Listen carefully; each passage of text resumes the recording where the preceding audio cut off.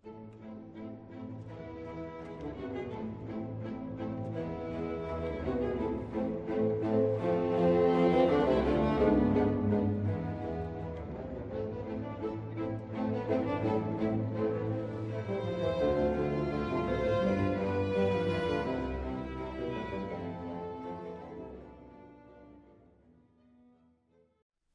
and welcome to New Humanum. My guest today is Peter Hitchens. Peter is one of the country's best-known journalists. He's been a journalist all his working life. He's worked as a foreign correspondent, notably in Moscow, but has reported from many other countries too. He's also the author of many books. I think, Peter, we were counting up before we started and we got up to 7 or 8, didn't we? I think it might be 8. It might be about to be 9. But So I do lose count. Another period of gestation for you as an author.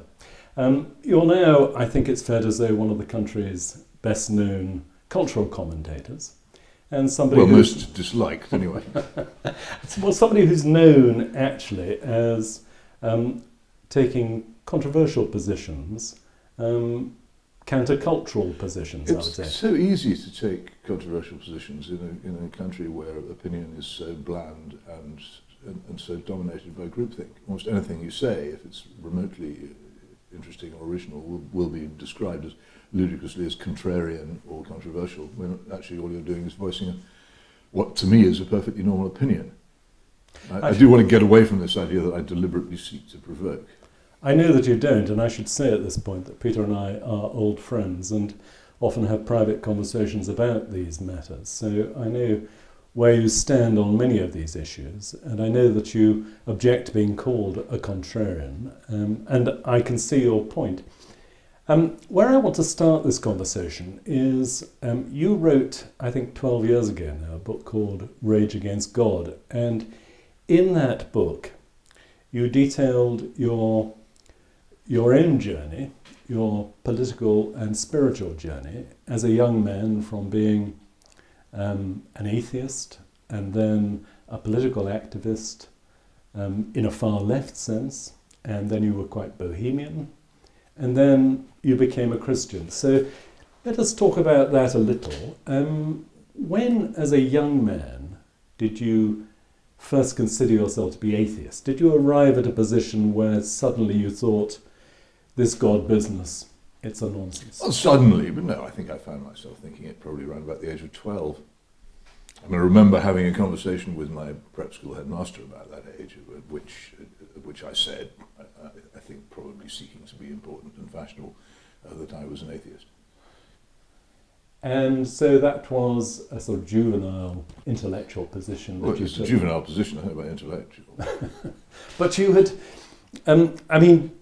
children commonly go through this kind of rejection process, don't they? Was your school a sort of Christian foundation? It wasn't a Christian foundation, but it was, as so many of those 1950s, 1960s prep schools were. It was run on an Anglican basis. We had prayers before we started school every morning. We sang hymns. We said the Lord's Prayer, and then on Sundays we had a pretty full-scale, I suppose it must have been more or less a prayer book service of morning prayer. And we had an awful lot of religious instruction, particularly in the Bible.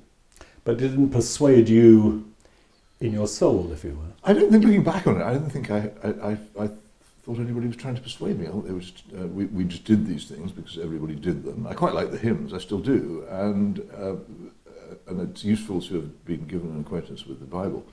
But I didn't really think anybody was trying to persuade me of anything, looking back. And so I was not so much unpersuaded as I think I'd completely missed the point of what was going on. But then I often do that. What about your parents and their influence on you? Were they Christian? No, well, my father was brought up in an extraordinary home where his father was extremely ferocious, strict Baptist. Wouldn't have a telephone or a television or a work of fiction in the house. His mother was the soft side of the family. She was a very Protestant member of the Church of England. And the girls were brought up in the Church of England and the boys were brought up Baptist. I think he'd had about enough of it. It's one of the reasons he ran away to sea.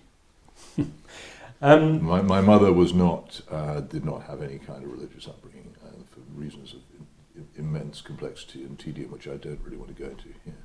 So there you were, a young man, a boy really. You decided you were atheist, and you quickly migrated, actually, didn't you? When you went to university, when you left school, you became very politically active and very politically committed. In fact, you were, by your own admission, you were a trot. Well, it's not an admission. I don't think it's something I wish to keep secret or I'm particularly ashamed of. I think anybody who doesn't go through a period of intense political engagement, anybody literate, intelligent and educated, has missed something very important and will never fully be able to appreciate the world in which they live. And so it was a very important part of my education, being what you call a trot. Yeah. Well, I use the shorthand. Yeah, I know, but I mean, it is. I have to stress. I'm always very straightforward about it because I believe that people should know. What I find much more striking is how many people of my generation did the same thing and keep very quiet about it and are very anxious that it should not be known. Many of them rise to very high positions in politics. What happened with you and Marxism and that political activism? I mean, how is it that you... Because eventually you rejected it, didn't you? Well, yes, I think a lot of people do. There's nothing. The largest political grouping in the world is the grouping of ex-Marxists, and there are so many people who've done that. I don't think it's particularly remarkable. I went to a plate glass university in York in the early 70s, which almost is as if it had been lowered from space, this strange modern campus.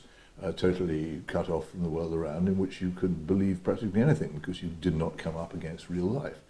And then I went to work on an evening newspaper in Swindon, where I came up against real life every single working and non-working moment of the day.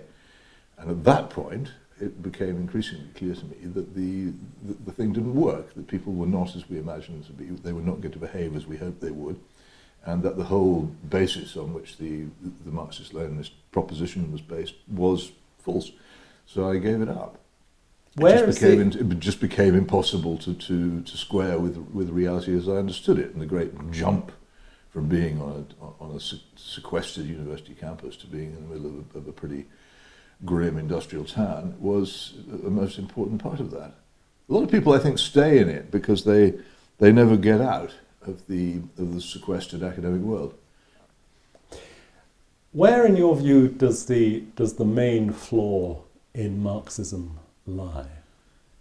Oh, all earthly utopian projects have the problem that they believe very strongly that human nature can be altered, and this is the great division, and this is one of the reasons why almost all revolutionary movements hate the Christian religion, because of the proposition that man is created in the image of God.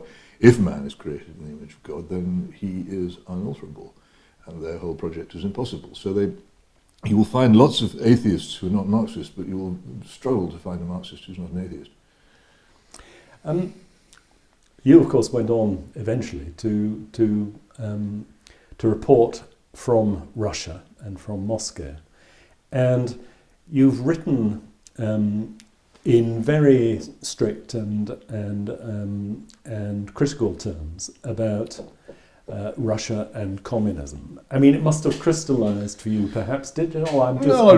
People say this because they don't understand what Trotskyism is. Trotskyism is a complete rejection of the Soviet system, and we're generally classifying it as Stalinism. And as the trick of Trotskyism is to pretend that the ideas which you espouse will not lead to a decrepit and repressive dump, such as the Soviet Union was. I wasn't at all surprised to find it as it was. We all knew, in fact, from a lot of the work that the International Socialists, the group I belong to, had its chief guru, a man called Tony Cliff, who had written a book called Russia, a Marxist Analysis. Much of what he said about the non-functioning of the Soviet system was later repeated by Mikhail Gorbachev. So we'd known all that for ages. It didn't work. It wasn't. We defined it as state capitalist to try and avoid any responsibility for it at all, and that's what Trotskyists do. They say that's not the inevitable results of our thinking. This is a perversion by Stalinists, and that's how Trotskyism works. So no, I wasn't in the least bit surprised to find that the Soviet Union was a hellhole. I knew it already. Let's talk about your migration from that position, from this far left position, to becoming a Christian then. I mean, how did that happen? What was it that decided you that you had got this wrong and that actually Christianity was the answer for you? Well, Christianity it comes to somebody fairly naturally who's been brought up in it, and there is a lot of the pattern has already been provided. If you wish to choose the path of belief and the idea that the universe is a created and purposeful thing, then if you've been brought up in a Christian way, then you'll very easily find your way back into Christianity if you've abandoned it. So that, I mean, I'm not saying that had I been brought up in another tradition, I wouldn't have found my way to that. There are two choices that people make, and they're quite distinct. The first choice is the theist choice, to believe that the universe is, as I say, a created, ordered and purposeful thing rather than an accidental chaos, a cosmic car crash. Once you've accepted that, then there are many, many things that you can do. You can take the Einstein view, which is a sort of pantheism, or you can take a detailed Christian view, or you can take all kinds of views. I find quite appealing the description of a sort of supermarket of religious opinions in that wonderful book, Lost Horizon by James Hilton. Well, you probably remember in the strange, completely isolated monastery how they've sort of synthesized everything into one vague belief. I'm not actually particularly repelled by that, because I'm not. One of my main inheritance from having ceased to be a Marxist-Leninist is that I loathe dogma. I can't bear it. And one of the reasons why I chose to actually rejoin the Church of England is because I don't think you could find anything more totally opposite to Trotskyism than Anglicanism.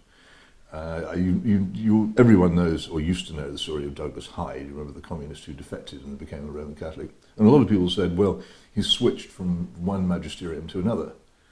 And I think there's some truth in that, and I wasn't going to do that. What you've left out of that description, if I may say, is the question of faith, because although you can, I think, arrive rationally at the point that where you say the universe must have been created, it could not have come into... No, you can't. You can't even do that. So where did faith come into... It must be a matter of choice and opinion, and choice and opinion are always based upon desire. If you desire the universe to be an ordered place, then that's what you can assume that it is, but you can't prove that it is. But is your... Or that it isn't. But the leap of faith required to believe in God, where does that... No, I don't have a leap of faith.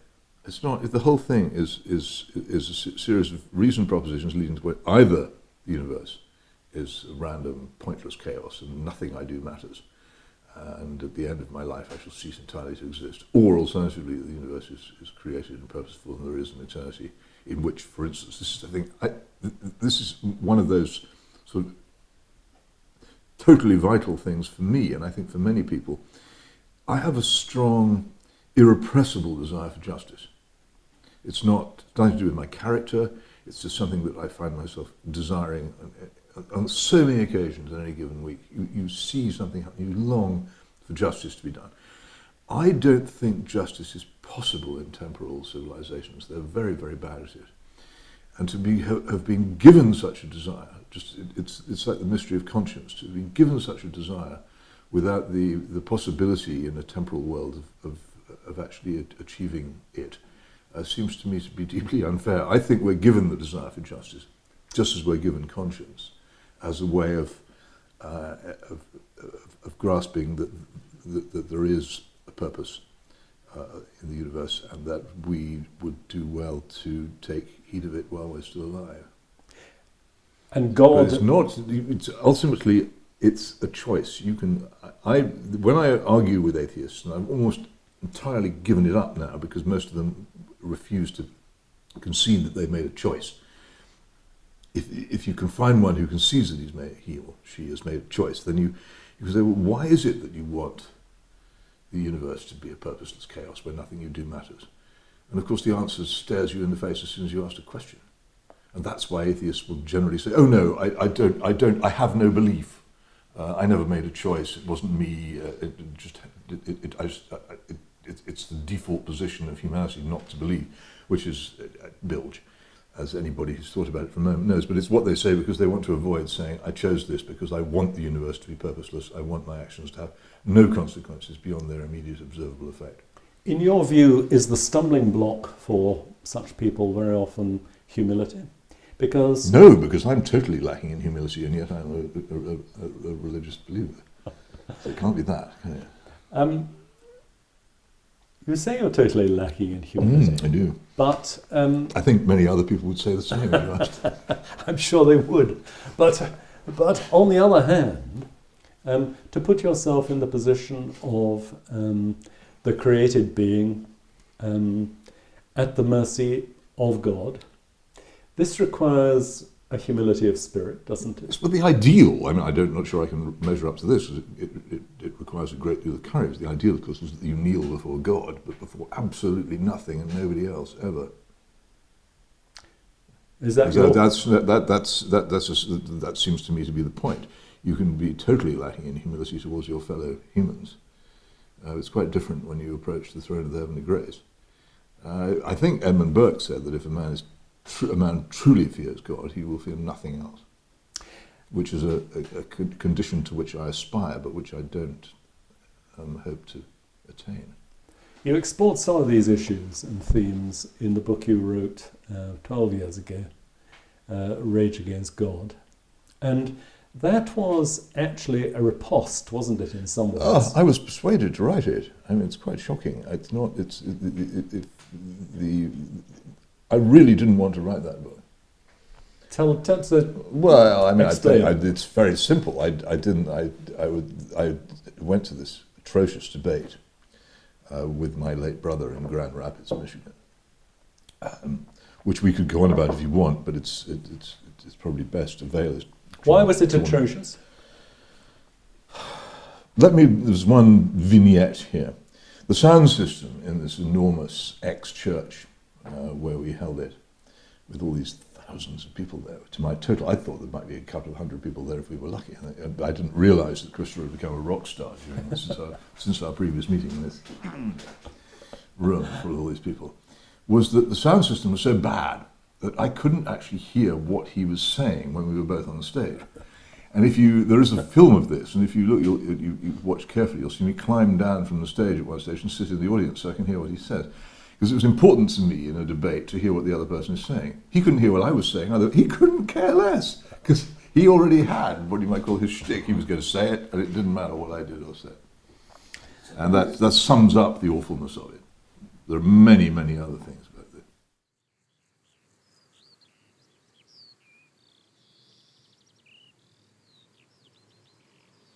Now, I know that you, I think aesthetics is an important part of your religious makeup, I think. For instance, your adherence and reverence for the Book of Common Prayer. I have reverence for the book. But for the language? I think, no, it's not. The language is beautiful because it's true. And this is just a sort of Keatsian statement, isn't it? Beauty is truth, truth is beauty, that is all you know and all you need to know.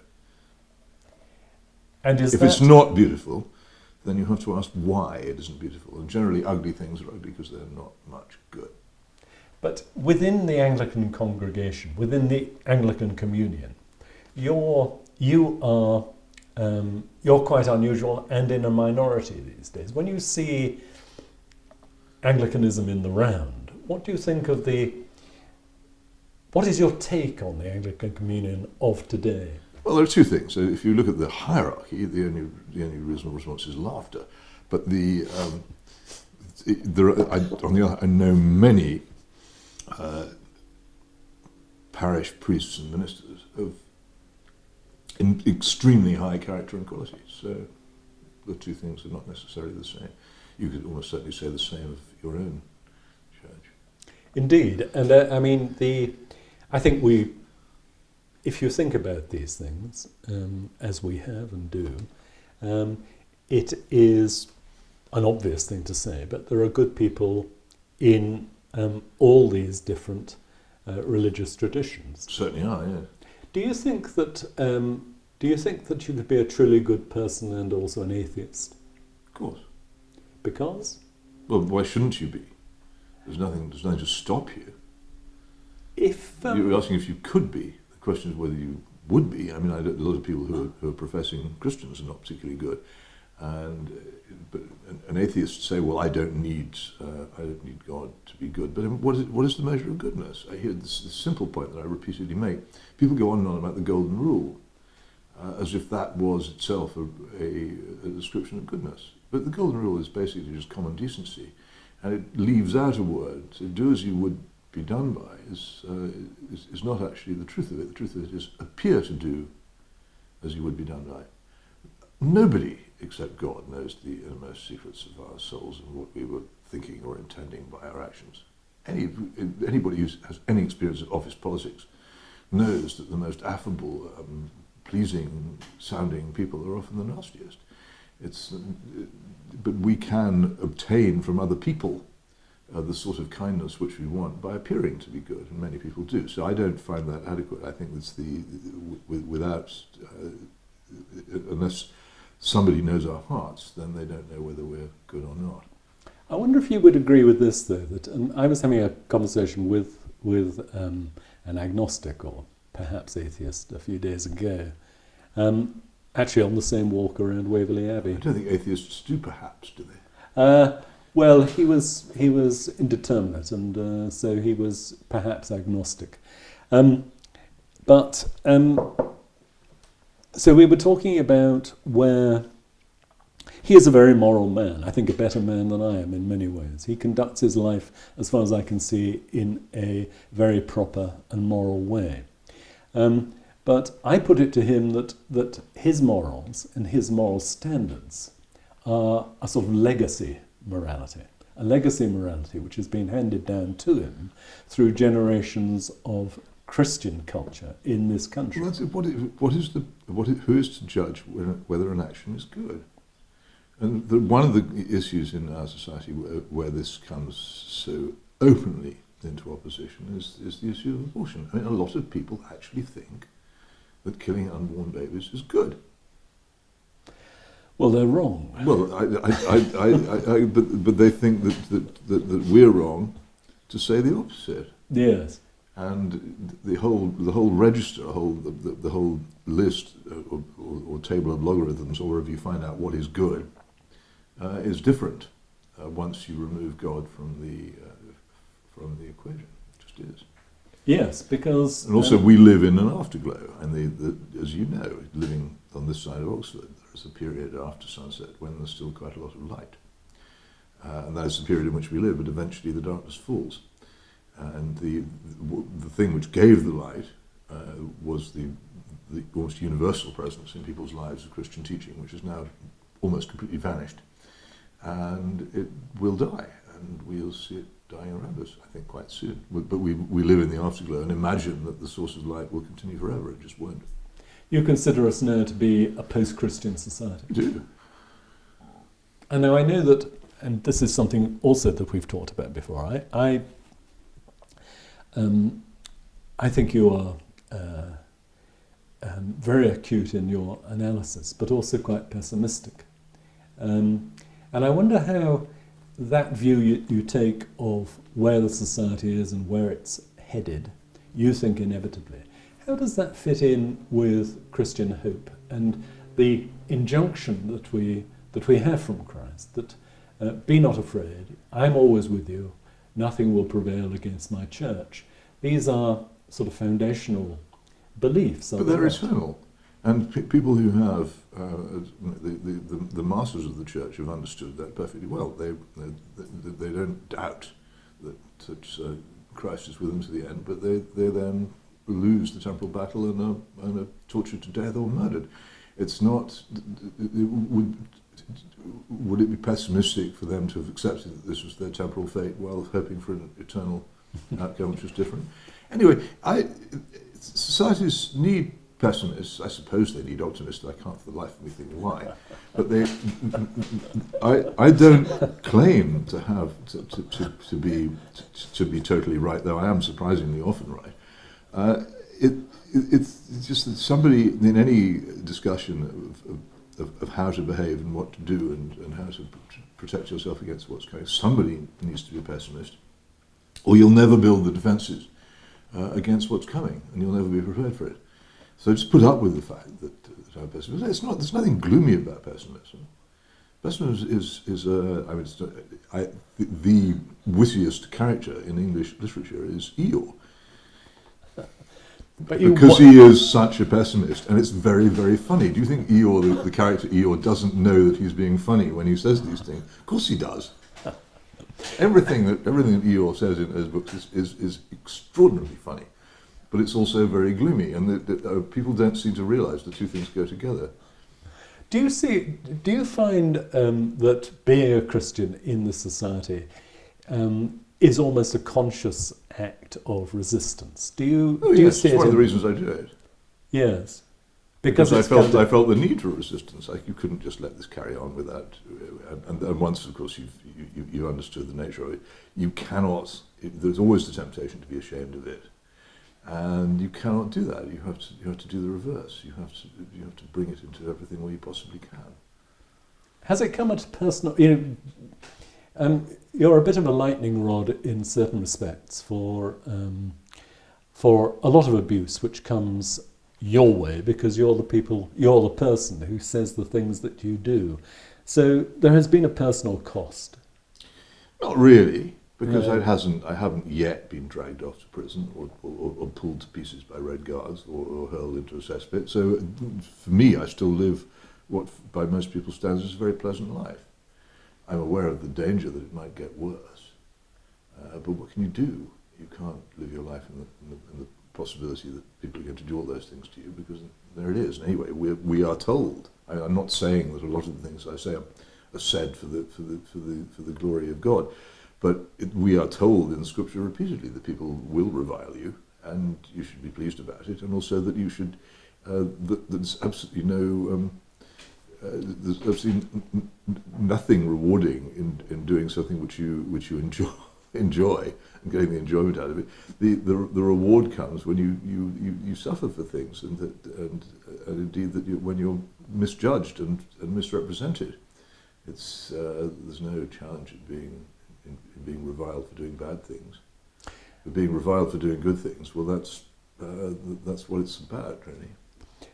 Do you think that there is any coming back for this society, for this country? Your book, The Abolition of Britain, for instance, is in that there are many laments for what once was and no longer is. And you look back and you think that, or you write in very affectionate terms of the Britain that once was. I would just completely disagree with that account of the book. Okay, please. For instance, one of the passages which I found people find most illuminating is the comparison between the funerals of Winston Churchill and Princess Diana.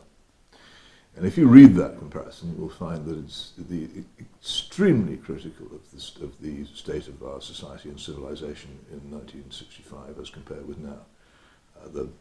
The dirt, the darkness, the general dinginess and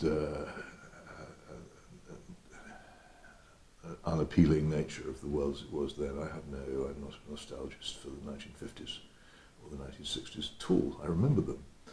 So that's not true. The other thing is that the book is also, as far as I can recall, and it's a long time since I wrote it and quite a while since I read it, that it contains an awful lot of examinations of the very clever and indeed often passionately led movements to change our society from what it was into what it is, and it's a description of that.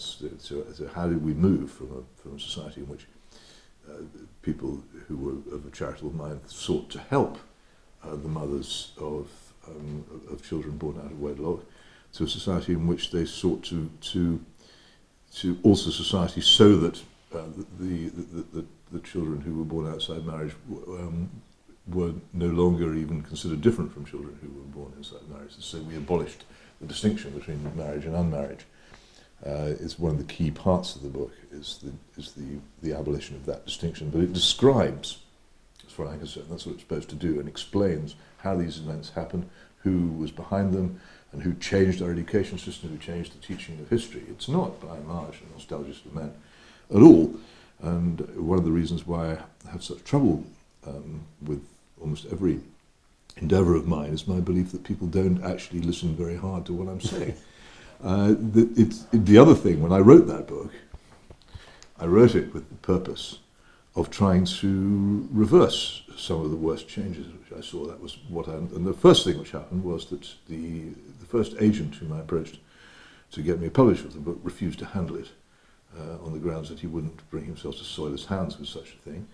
And then when I eventually did find an agent, the blessed David Miller, who did handle it, he said initially, oh, for goodness sake, don't be silly, of course I'll get it published. After 9 months of rejections, even he turned to me at one point and said, do you know, I've never had such trouble getting a book published at all. And then when it was published, it was systematically reviled by a lot of people and ignored by a lot of others. It managed to sell quite well for other reasons, but it was the process of getting it published that alerted me to the fact that I'd probably left it far too late and began to persuade me that, in fact, the jig was up. Perhaps I express myself badly. You have to forgive me that. No. It's a lot of people think that it is a completely different kind of book from the one that it is because they've never opened it. And I know you have opened it, but I think the truth is it is not that kind of book. It is a description of events. And it is not a nostalgic golden age paean to the 1950s or any other period. Although it must be said that you do lament the departure of the steam train. I know perfectly well that we can't have steam railways in this age. I mean, I'm sorry to see them go, but you can't. And I love to see them now, but you can't. It would be absurd to bring back steam engines on the railways, and I know that as well as anybody. However, I accept they were beautiful, though. I accept, as one must, from the author's own mouth, what the book is, and so I withdraw the remark that it is a lament for a bygone age. However, what I would say is that on that subject that you're talking about, the way in which legitimacy and illegitimacy have now become equivalent, as it were, and that we have accepted as a society that this distinction is no longer valid or meaningful or something, or that what was fascinating was this, and if you look at the way in which mothers who had children out of wedlock were treated, was obviously not defensible. No, and it was wicked and cruel. And there were people who were working very hard to improve their treatment within a society which still fundamentally recognised marriage as vital. And then those people changed their campaign from that charitable impulse into a campaign to change society so that it no longer mattered. And these are two wholly different objectives, and it's one of the ways in which so many of these things were done. That those who were reformers and who wished to make society better turned into people who wished to make society different, and that's when it became a cultural revolution. Is there some way, do you think, of restoring health to family life in Britain? I've no idea. I wouldn't have thought so, because it's not. This is the great struggle in modern civilized societies over the past, I suppose, 150 years now, has been between the power of the family and the power of the state. And it seems to me the state has definitively won that battle. The family now exists really more or less at the pleasure of the state. The parents have very little power in their own homes. Their children, the state has much more, for instance. And how on earth are you going to reverse that in the current circumstances? Marriage itself as an institution has been diluted to the point where it no longer really has any significance. As Baroness Hale, the former Chief Justice of the Supreme Court, wrote some decades ago. That's another aspect of this which I dwelt on in the abolition of Britain. It's I would be surprised, but then reversals happen. Say not the struggle, nor availeth. It's striking, isn't it, how authoritarian regimes, a commonality between many of them is that they explicitly attack the family. Well, totalitarian regimes do. Totalitarian. Authoritarian regimes, not so much. But attacking the family, of course, is a way of affecting social revolution. Well, yes, of course. Again, in 1984, one of the key things which people, again, a lot of people talk of 1984, but I find more and more when I make references to bits of it, people haven't read it. The institution of the spies, the organisation which gets children to spy on their own parents, is of course crucial So the whole functioning of society, you can be denounced by your own children, and they feel good about it. They expect a medal. And this was an astonishing thing. I had thought this was a wild fantasy at Orwell's when I read it, and then I went to live in Moscow, and one Sunday afternoon I was walking in a particular area of Moscow in a park, and I found a statue of Pavlik Morozov, the great hero of the young pioneers. And Morozov probably doesn't exist, or if he did, was not the person portrayed, but he was manufactured into a national idol for children because he had denounced his own parents to the authorities, and the children of Moscow were made to go on pilgrimages to this statue, and children all over the Soviet Union were taught to revere this little turd. And it was, even quite strongly pro-Soviet Russians of my acquaintance shuddered at the memory of this part of their upbringing, but it was a key part. The Soviet Union wasn't just a European country with a secret police and a decrepit economy. It was a wholly different civilization. And this was one of the ways in which this became clear, that they actually revered children who denounced their own parents. Happened. Some people... And now we live in a society where, of course, something of that kind is gradually developing. Here in Britain, you think? Yeah, I think the point is coming where parents who say the wrong thing about whatever happens to be the fashionable shibboleth will get into trouble because their children go to school and recount conversations that have taken place at home. I already know of people write to me about how their children have been given a hard time at school by teachers when they've said that they read the Daily Mail. It's just like all these things, it grows as a sort of shadow among us, and then it solidifies into a reality. It's not far off, and you see the way the police now behave towards people who commit thought crime on Twitter.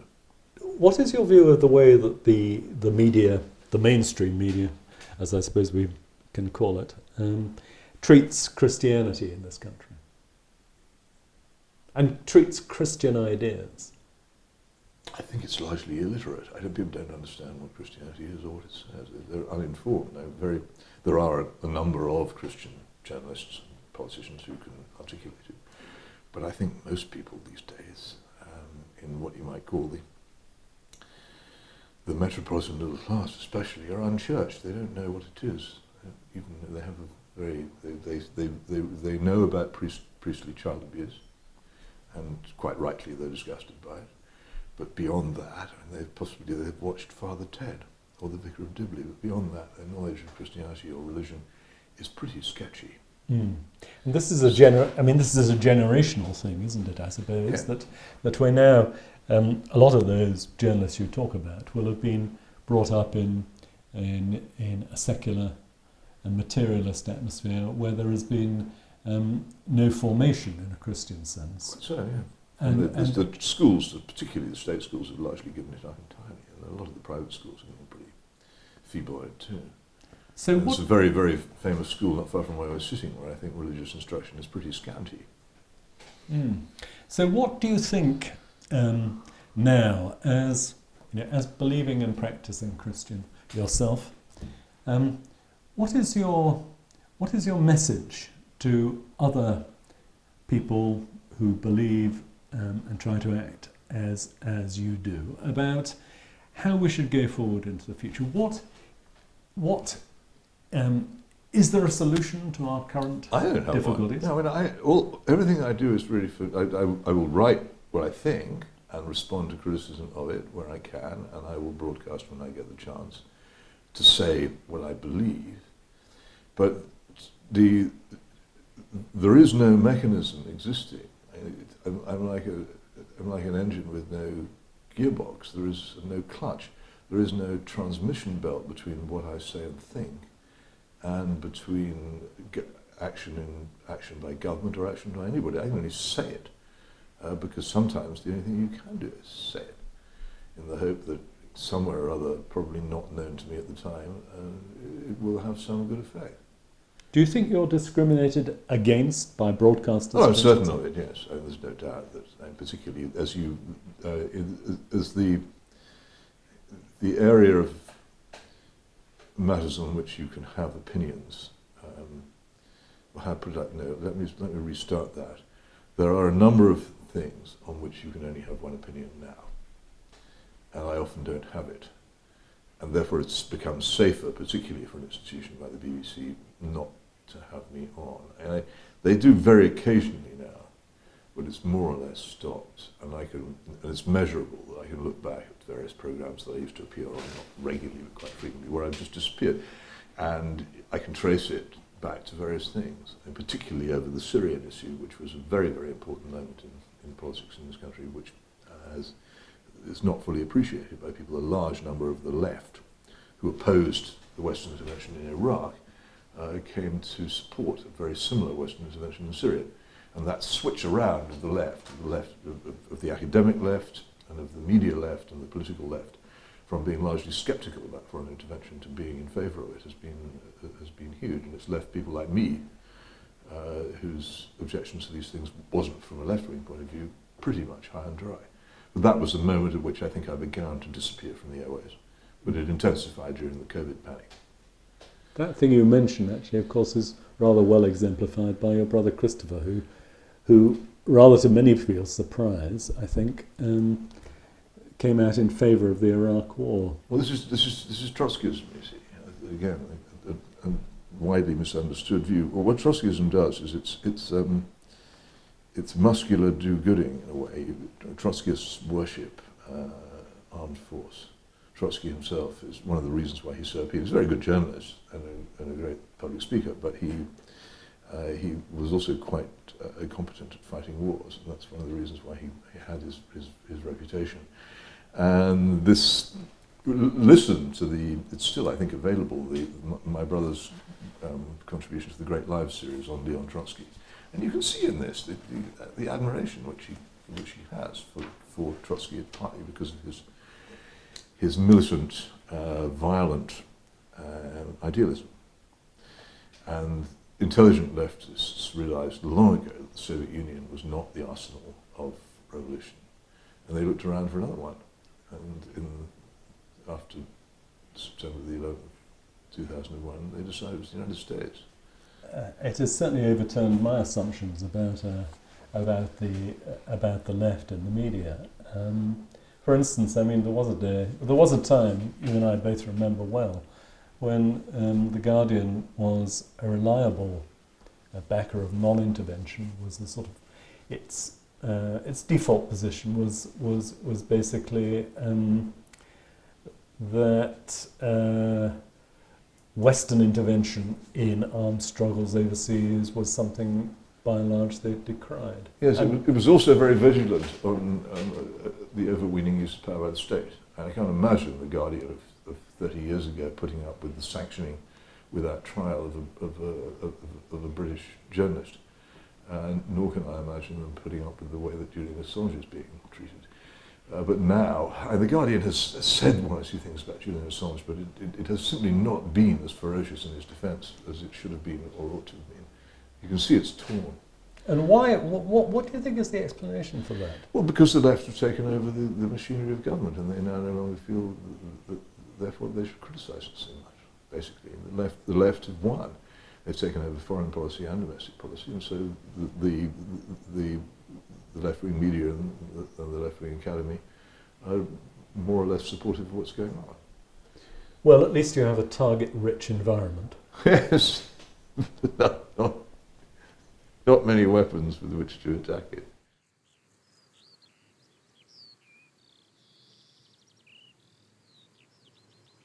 It is an obvious enough observation, but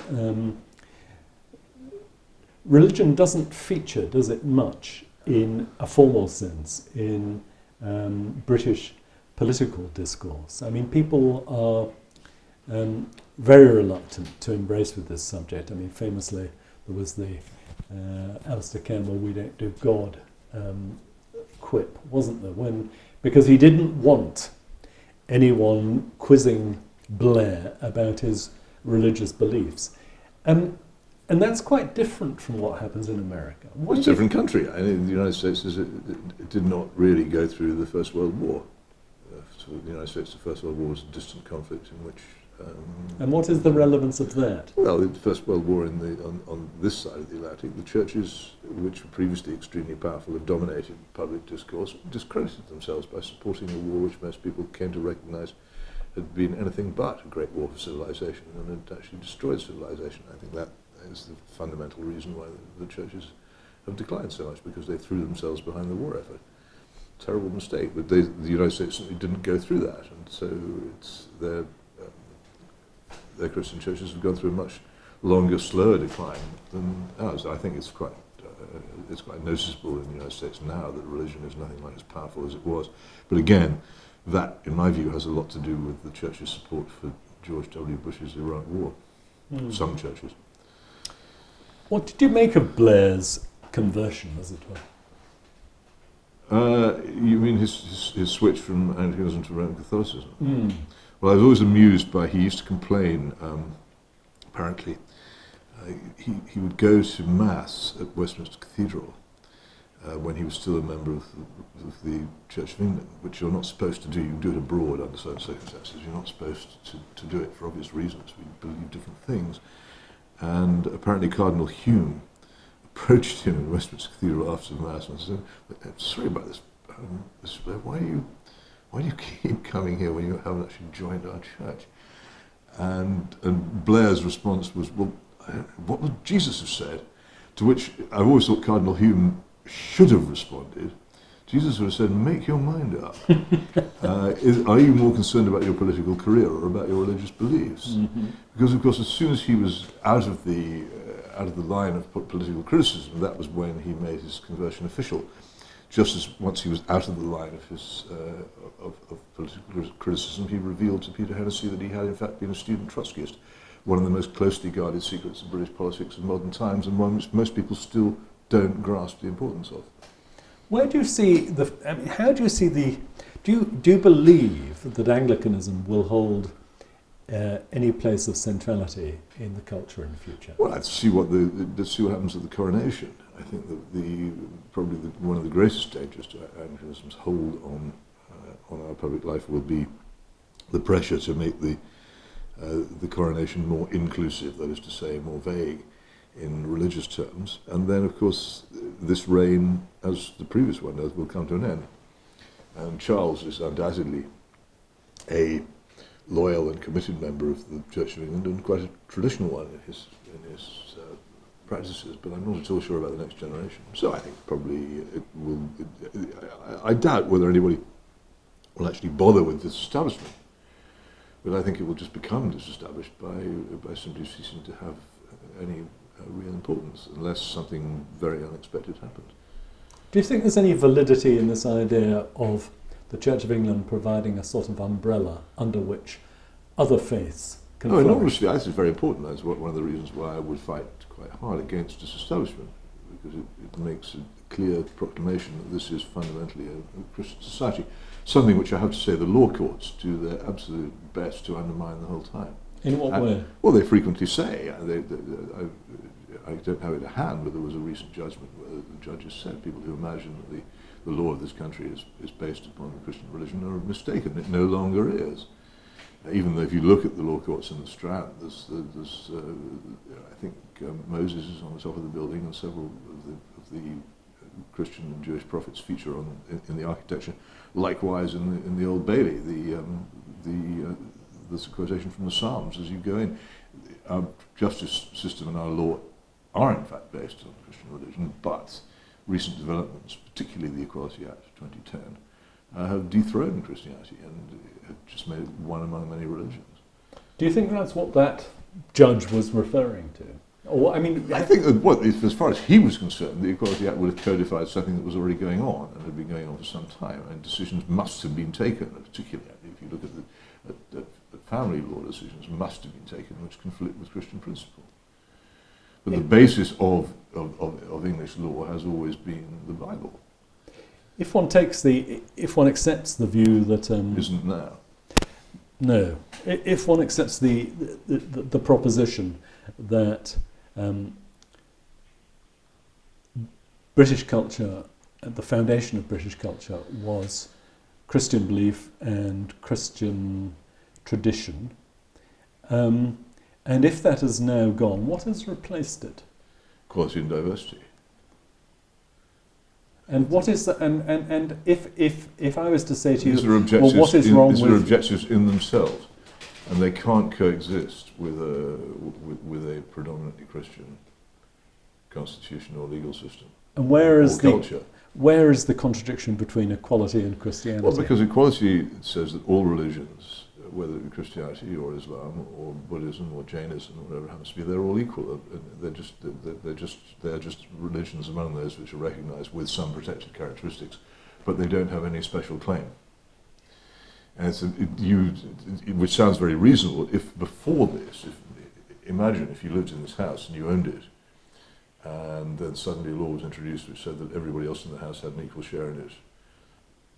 To you, everybody else's position might have been improved, but your position would have been dramatically diminished by doing what it did and making Anglican Christianity, especially just one among many.